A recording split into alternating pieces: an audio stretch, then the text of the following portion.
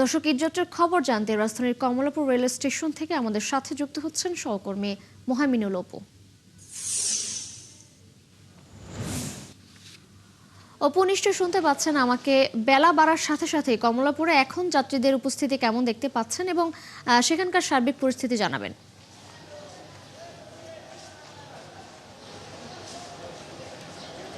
যাত্রীদের উপস্থিতি রয়েছে, তবে সেটি কিন্তু উপচে পড়া নয়। তবে আমরা এখানে সকাল থেকে ছিলাম, আমরা যেটি দেখেছি যে নির্দিষ্ট ট্রেন যেগুলো রয়েছে বিভিন্ন রুটে সেগুলো কিন্তু ছেড়ে যাচ্ছে এবং ট্রেনগুলোতে কিন্তু আমাদের যাত্রীদের যে উপচে পড়া দেখে থাকি সেগুলো কিন্তু এখন পর্যন্ত নেই। কিছুক্ষণ আগে কিন্তু এখান থেকে জামালপুরের উদ্দেশ্যে একটি ট্রেন ছেড়ে গেছে, এটি আসলে লোকাল ট্রেন এবং এখান থেকে কিন্তু নিয়মিত রুটে যেমনিভাবে ট্রেন চলাচল করে তেমনিভাবে কিন্তু ঈদের কয়েকটি বিশেষ ট্রেন রয়েছে, সেগুলোও কিন্তু যাচ্ছে। এখানে আমরা কমলাপুর রেল স্টেশনে যখন সকাল থেকে এসেছিলাম, এখানে দেখতে পেয়েছি যারা আসলে মূলত যাত্রী যারা রয়েছেন তারা অনলাইনের মাধ্যমে টিকিট কেটে যখন ট্রেনে প্রবেশ করছেন সেক্ষেত্রে কিন্তু তারা 3 স্তরের কিন্তু এই টিকিট চেকিং যে করা হয় সেটি কিন্তু 3 স্তরের করা হয় এখানে। এবং সবশেষ ট্রেনে ওঠার আগে যাদের কাছে টিকিট পাওয়া যায়নি অর্থাৎ তাদেরকে কিন্তু এখান থেকে টিকিট দেওয়া হচ্ছে, অর্থাৎ স্ট্যান্ড বাই টিকিট সেটিও কিন্তু এই কমলাপুর রেল স্টেশন থেকে নেওয়া যাচ্ছে। তবে সেই টিকিট কিন্তু মূলত আসলে বসে যাওয়ার নয়, তারা কিন্তু দাঁড়িয়ে যাওয়ার এই টিকিটগুলো রয়েছে।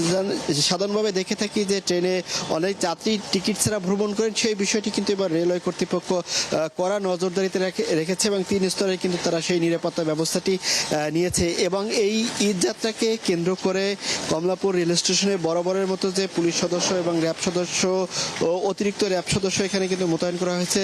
কোনো ধরনের অপ্রীতিকর ঘটনা যাতে না ঘটে সেই বিষয়টি কিন্তু তারা কমলাপুর রেল স্টেশনের সব স্টেশনগুলোতে কিন্তু তারা ঘুরে ঘুরে সেগুলো মনিটরিং করছেন এবং রেলওয়ের কর্তৃপক্ষ যারা রয়েছেন তারাও কিন্তু এই বিষয়গুলো মনিটর করছেন। তারা কিছুক্ষণ পর পরে এসেছেন, অর্থাৎ যেই ট্রেনগুলো নির্দিষ্ট টাইমে দেওয়া রয়েছে এবং সেই নির্দিষ্ট টাইমেই কিন্তু ট্রেনগুলো আসলে ছেড়ে যাচ্ছে। তবে যাত্রীদের সাথে কথা বলেছি, এদের ক্ষেত্রে অধিকাংশই কিন্তু নারী এবং শিশুরা রয়েছে, অর্থাৎ এই রাজধানী নগরবাসী যারা রয়েছে তাদেরকে কিন্তু পরিজনকে কিন্তু আগেই ঢাকা থেকে তাদের নিজ নিজ বাড়িতে যাওয়ার জন্য পাঠিয়ে দেওয়া হচ্ছে। অর্থাৎ যারা কর্মজীবী রয়েছেন তারা কিন্তু শেষের দিকে যাবেন, অর্থাৎ শেষ দিন পর্যন্ত অফিস করে তারা যাবেন, তার আগেই কিন্তু তারা তাদের পরিজনদের পাঠিয়ে দিচ্ছেন। তাদের সাথে আমরা কথা বলেছি, তারা স্বাচ্ছন্দ্যেই কিন্তু বাড়িতে এবার যেতে পারছেন। অর্থাৎ আজকে দ্বিতীয় দিনে কোনো ধরনের তাদের চোখে মুখে এবং তাদের কণ্ঠ থেকে কোনো ভোগান্তির